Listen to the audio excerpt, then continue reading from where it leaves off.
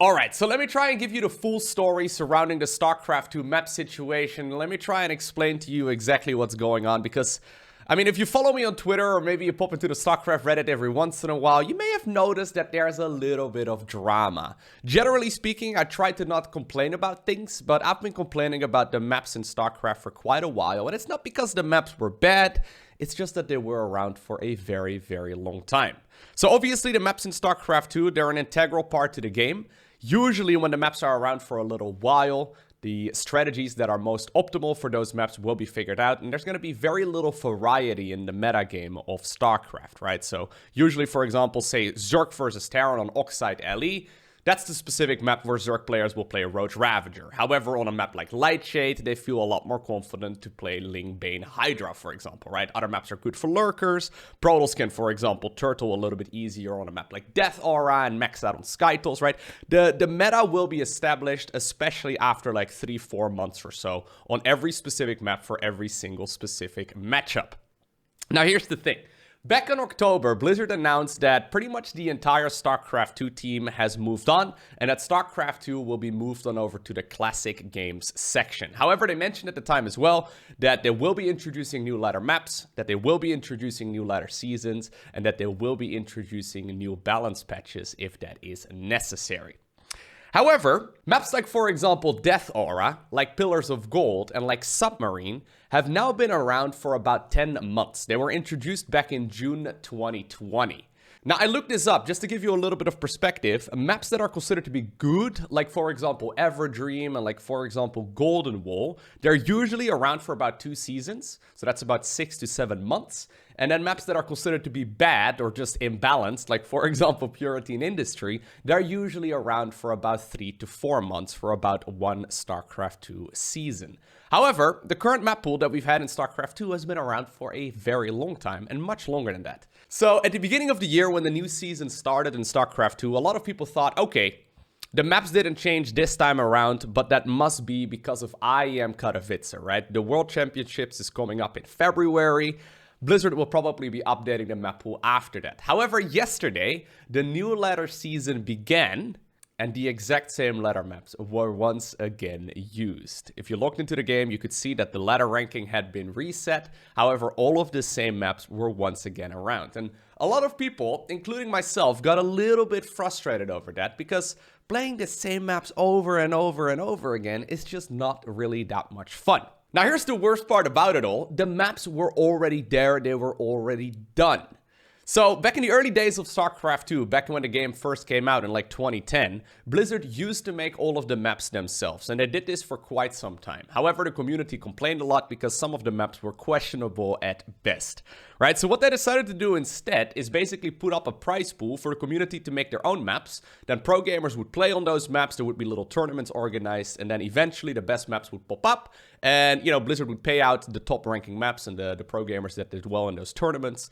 And they've been doing that for years, right? They've been doing that for a very long time. Now, the most recent Team Liquid map contest was number 14, and this took place in early 2020. Now, let me show you real quick the top 5 of this particular tournament, right? All right, so here's the 5th place. A map called Submarine. We've played this one for a while, huh? 4th place, Beckett Industries. Okay. 3rd place, Lightshade. All right, that's considered to be one of the best maps. 2nd place, 2000 Atmospheres. And 1st place, Blackburn. So, just to once again emphasize what exactly is going on, the new maps were already available.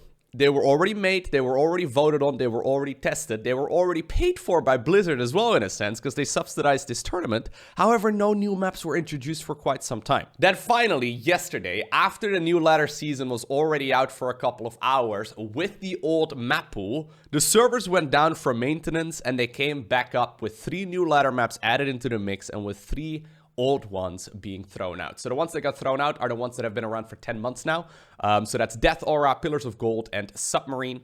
And added in their place is 2000 Atmospheres, Blackburn and Beckett Industries, which just so happen to be those maps from the TLMC. Now, obviously, this is something that Blizzard probably had in the schedule for quite some time. This is something that they obviously knew about for a while as well. The frustrating part for people like myself that make a living out of producing StarCraft content is just communication, right? So this is obviously something that was scheduled for some time. And just the fact that this was not communicated makes it very, very painful for, you know, most people out there, but including myself as well. Anyways, I can rant about this for probably another half hour or so, and I probably will at some point on the live stream, but let us actually have a first look right here at these maps. So once again, these maps were around since early 2020, meaning that they were developed for a different meta of StarCraft, right? The meta has shifted a little bit overall, right? Especially Zerg versus Protoss has become a little bit different, and, you know, there's some changes here and there, but in general, I don't think it's really gonna make that much of a difference. Now, I've looked at these maps when they were first released, so back in 2020. However, I haven't played a single game rather on any of them yet, and I haven't done so with this new ladder season either. I just want to go ahead and give you my initial impressions and just, yeah, look at the maps as they are available right now. So real quick, this one is called 2000 Atmospheres. It's produced by someone called The Music 246, who has also produced maps like 16-bit, Oxide, Triton, and Ice and Chrome. The rush distance, so that's the distance from main base ramp to the opponent's main base ramp, is 35 seconds. And to put that in perspective, on a map that we currently have called Lightshade, that's 33 seconds, and on Oxide, that's 36 seconds. So this is a relatively long rush distance. I know it's only a couple of seconds of difference, but you can imagine, especially with like certain cheeses, that is quite significant. Anyways, let's just dive into it, right? So main base right over here, natural right over here, and then you have, I think, 2 third base locations that you can be headed to.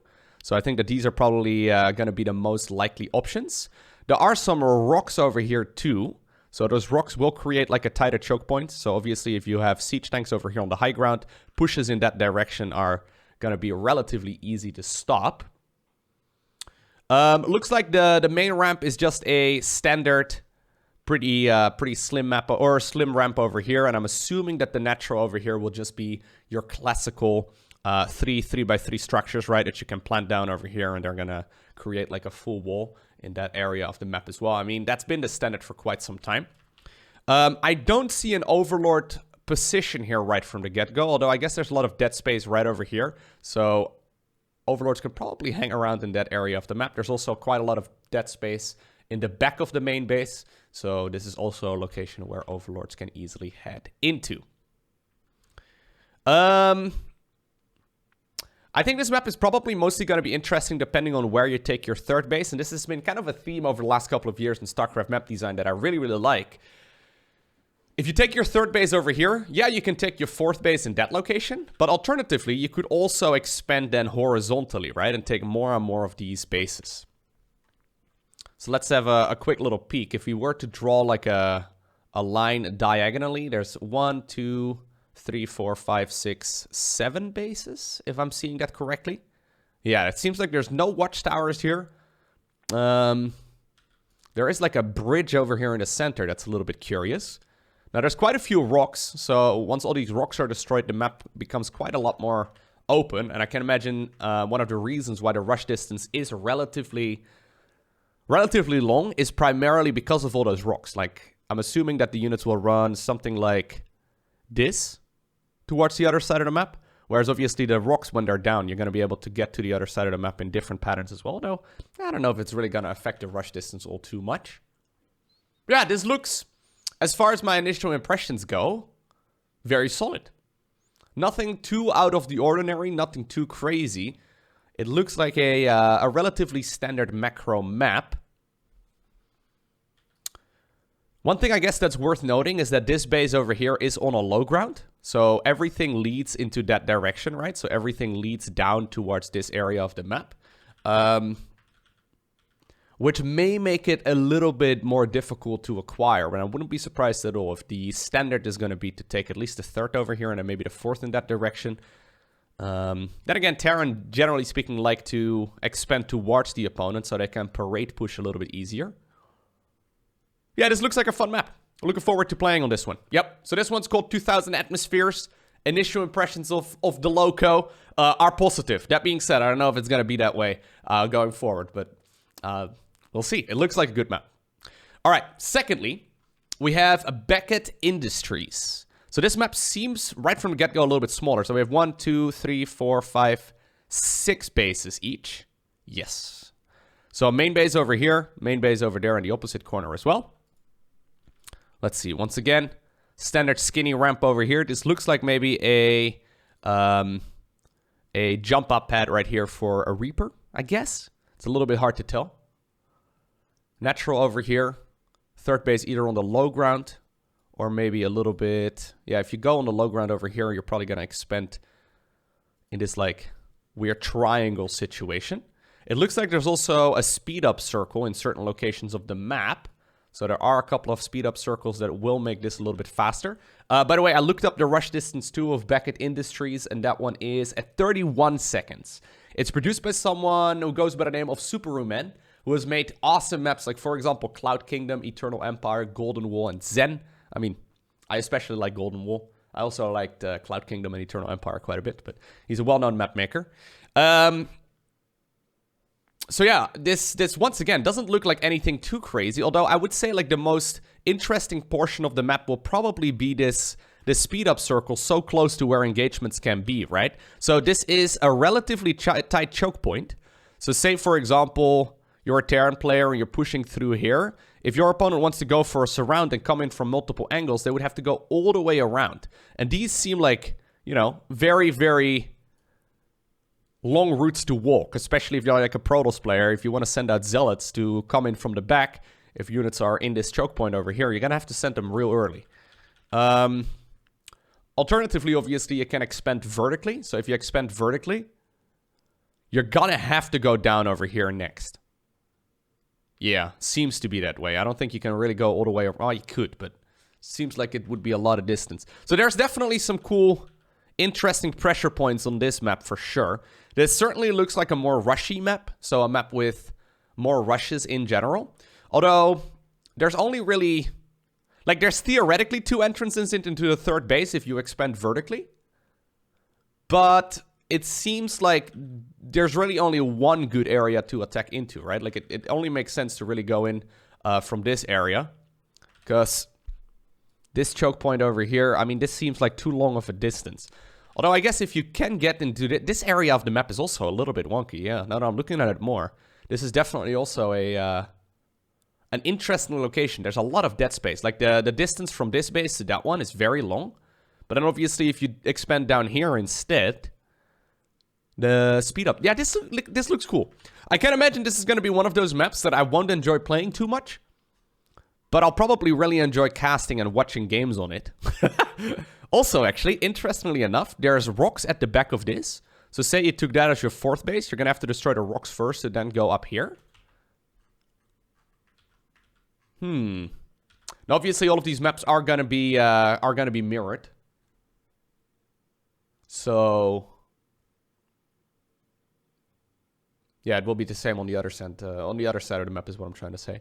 No golden mineral patches on this particular map. No watchtowers as far as I can tell either. Which is good. I don't really like watchtowers too much. I don't really like golden mineral patches too much necessarily either. So this, once again, looks like a cool, relatively standard map. But I do think we can probably see some crazy strategies happening on this particular one. Just because of those speed-up circles, right? So the thing is, yes, the rush distance is 31 seconds. But imagine if those speed-up circles were not there. Obviously, units are going to run from ramp to ramp through those speed circles, right? So imagine if those weren't there. I mean, then all of a sudden the rush distance would be closer to like 35 seconds probably. Which does indicate that it's still a relatively big map. Yeah, looked good. Looking forward to playing on that one as well. Alrighty, and then lastly... We have a map that goes by the name of Blackburn that won the TLMC, and this is by far the most interesting map. At least from what I remember. Yeah, you can see that this one is already a little bit differently. So, rather than having diagonal spawns, we have main base, bottom left, and bottom right. Interesting. Let us zoom in over here. It seems like, I don't know if these are, I think these are slowdown circles, yeah. So it seems like there are slowdown circles at the edge of the main base, meaning that drops are going to be coming in relatively quickly, right? The travel distance from main to main is relatively short. However, since you're going to have to go through one of those circles, unless you want to go all the way around, which I guess defeats the purpose of going like for really quick air-to-air, you're going to have to go through those circles, so that kind of slows down any kind of drop play, and obviously that gives you, if you're the defender, a little bit more time to react. Okay? So let's see. Main base over here. Natural over here, and then I'm assuming third base over there or over here. Standard wall off over here. This looks like a slightly tighter choke, so maybe something you can wall off with just 2 structures rather than 3. Okay. If you take the base over here as your third, you can go for the 4th base over there as well. The 4th base would then be a... Ooh, this is kind of interesting. Okay, so this would be a golden base. I don't know if there... Like, it looks like there's enough space for units to walk through it, but that's a little bit difficult to say. Nah, probably not. I mean, can we look at the... it looks like there might be enough space to actually go through that. Yeah, there's definitely a little bit of distance in between. I was gonna say, like, maybe if you take this one, right, your opponent can obviously harass it from the back as well. So units can obviously fire from the back, but maybe you can go through that choke point in that area. Interesting. Okay, so that is a golden base with 2, like, gases as well. Although the gases seem to be... No, it seems like this one is quite far... This whole base is a little bit wonky for sure. Cool. All right. Then the center of the map is definitely also a little bit different. Look at this base down south at the 6 o'clock. So this is something that both opponents can very quickly get into, right? They're going to be able to, reach that with no problemo. However, it's covered by rocks on both sides. And in a way, this is an island base that's not on an island, but it's only accessible after you jump through 7 hoops. So I can imagine if you're a Terran player, maybe going command center over here and then floating it over, right? And then you have like a nice tucked away position, morph it into a planetary, right? And then, that was a gun, by the way, just to clarify, okay, before you get any thoughts. Yeah, you're probably going to be able to turn that into a planetary fortress before your opponent is going to be able to knock down these rocks. But obviously, it's still going to be rather far away from your own base as well. Looks like there's more slowdown circles in those locations on the map too. Couple over here as well. So we have another base at the 12 o'clock, but this one is much easier accessible. And obviously, like, since... Okay, so let's look at this. We have 1, 2, 3, 4, 5, 6 bases each relatively easily. However, even though there theoretically should be 7 bases for both players, they're going to be contested bases, right? So both of those bases are going to be... Yeah, are going to be shared. This looks like a very cool map. I'm looking forward to seeing what games will be like on Blackburn for sure. So when the season began yesterday, right, and I noticed that once more we were gonna have the same maps, I was a little bit concerned that we would have the same maps going forward for another full season, meaning that some of those maps, like for example Death Aura, would be around for literally like 13, 14 months. Now don't get me wrong, there's definitely worse map pools to be stuck on, right? So the map pool that we had, well, I guess until yesterday morning, it was very good. It was a very good map pool. Like, definitely some of the best maps that we have had historically in the game. The problem is that it all becomes a little bit stale and a little bit boring as the game progresses. So new maps are one of the absolute easiest ways to keep this game exciting and to keep it, you know, fresh. And I think that's most important. I don't think we really need any significant balance changes, although some people disagree with me. I think that just changing up the maps alone will already overhaul the balance quite a bit as it is, right? So some of the maps, like for example, the one that I just mentioned, like for example, Death Aura, what we would see a lot since the 4th bases weren't very easily accessible, players would literally just take 4 bases and turtle until they're maxed out armies, right? And I mean, theoretically, you could create a balance patch to make that kind of turtle play less effective by, for example, nerfing the Void Ray, or for example, nerfing the Lurker, or by, for example, nerfing the Shield Battery, but just introducing new maps instead and getting rid of that one where you can turtle will already overhaul the balance quite a bit. Obviously, there might still be a need for very small adjustments to the balance as it is, but I do think that the StarCraft meta as it is right now is very good, and I think that these new maps will definitely bring a lot of excitement to the game as well. Also, and this is just a bit of a side note, because we've had the same maps for such a long time, and because there's been like basically no communication at all from the StarCraft team or the Classic Games team or like anyone at Blizzard, it's nice to know that there's at the very least not going to be more negativity, and that people will hopefully go back to being a little bit more lighthearted and enjoying the game just a tad more. Anyways, let me know your thoughts on the new maps down below in the comment section of today's video. I will obviously try and bring you games on those new maps as soon as possible. I still have a bunch of games that I want to go ahead and cast on, for example, Submarine, Death Aura, and Pillars of Gold as well. So if those are going to still be popping up in a couple of games here and there, don't be surprised. They're just going to be played before, you know, basically today. Obviously, it's going to be a little while before I will get my hands on replays from those new maps. But if you are interested, make sure you hit that subscribe button so you get notified as soon as future videos go live. But for now, thanks for watching. Have an awesome day. Don't forget to smile. And I'll see you once again in the next one.